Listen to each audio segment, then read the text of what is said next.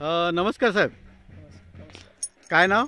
मी अशोक बेंडे, गाव, गारवाडी तालुका तालुका बाबुळगाव, जिल्हा यवतमाळ. जिल्हा यवतमाळ. बरं, आता तुम्ही इथे कशाचा वापर केला? खरं तर हा तीळ जो आहे ना, हा, हा पाहण्यालायक नव्हता. बर, इच्छा नव्हती की याला वाढू द्यावं, परंतु मनात असं आलं का डे फ्रेश वापरून पाहावं, म्हणून डे फ्रेश 15 दिवस अगोदर वापरलं. बर. तर 15 दिवसानंतर त्याचा जो फरक मला दिसला, त्याच्यामुळे मी आता त्याला वाढवायचा किंवा पीक घ्यायचा निर्णय घेतला. नाही तर हा तुम्ही सोडून देण्यात जमा झालेला होता. सोडून देण्याच्या तयारीत होतो. पण तुमचा एका फवारणीमध्ये विश्वास बसून गेला.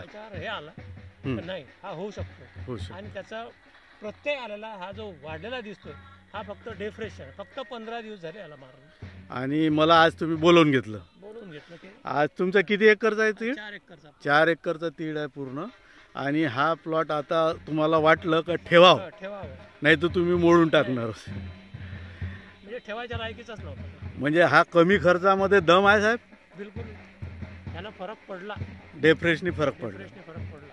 तर याचा वापर आता प्रत्येक वापर करा, लोकांनी करावा, शेतकऱ्यांनी करून पाहावा. एक वेळा जरी करून करावा, अभ्यास करा. अभ्यास करा. म्हणजे निश्चित तुम्हाला एवढ्या टेम्परेचरमध्ये हा, फरक सुद्धा आज एवढा जबरदस्त तुमचा आहे आणि उत्पादन मिळणार हे शाश्वती आहे. हो हो बरोबर आहे. हो. आणि तरी सुद्धा तुम्ही याला रासायनिक खत एक पण नाही आहे. थोडंसं पण रासायनिक खत दिलेलं नाही. बरोबर आहे. एकही डोस नाही, ना पेरणीच्या वेळेस ना नंतर. धन्यवाद साहेब. तुम्ही मला आज बोलवून घेतलेलं आहे. मी प्रत्यक्ष तुमच्या एरियात आलेलो आहे आणि खरंच सुंदर प्लॉट बसलेला आहे. एवढ्या टेम्परेचरमध्ये मी तेवढ्यासाठी बघायला आलो का जेणेकरून काय परिस्थिती आहे. आणि खरंच इथं आल्यावर समाधान वाटलं. खरंच फरक पडलेला आहे. म्हणूनच तुम्हाला ते रिफ्रेश मागवलं आणि तुम्हाला बोलवलं. धन्यवाद साहेब.